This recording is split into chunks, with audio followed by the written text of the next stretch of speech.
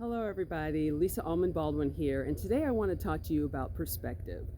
As I was looking out on this patio where I am today, you can see in the background behind me that there is some space between the trees. You can see kind of the street and a little bit of the houses behind, and that's because it's the winter season, and so in fall and winter all of the leaves fall off the trees, and it's a dormant and resting period for the plants and the foliage and a lot of our wildlife as well. But in the summer and in the spring, those start to fill in and they get a little bit bushier, a little bit bushier, and soon you won't be able to see any of those spaces behind me, the street or the houses. And that's because the perspective has changed. It's a different season of the year and things have evolved to where they are at that point. And the same thing goes for our life. If things seem cloudy, we don't know which way to turn, we're lost our direction, we're unsure of next steps. Sometimes the only thing we need to do is to change our perspective. Now, that doesn't mean not looking at the things that are challenging and the things that are making us question maybe everything in our life, which we are prone to do at times. But it's just looking at what is working, because there are things working even when there are things that we feel are not. So I always use the example that someone told me before about two people walking around the block.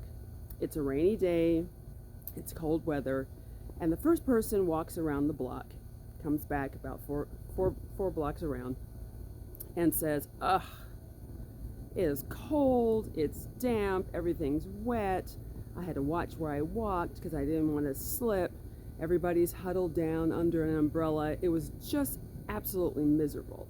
I just wish I had never had that walk.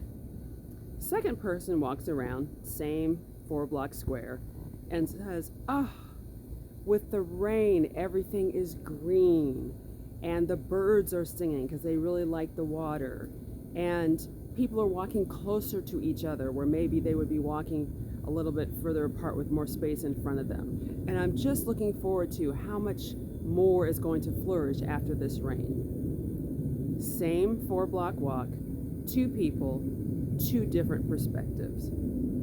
So I ask you, is there anything troubling you in your life that you could maybe change your perspective? Maybe it's as simple as changing your outdoor environment, just like where I am right now. Maybe it's just going down to a different place so you see something different. Maybe it's just thinking about how can I balance out the things that don't seem to be working with something that does seem to be working, so it can bring me a little bit more happiness and joy.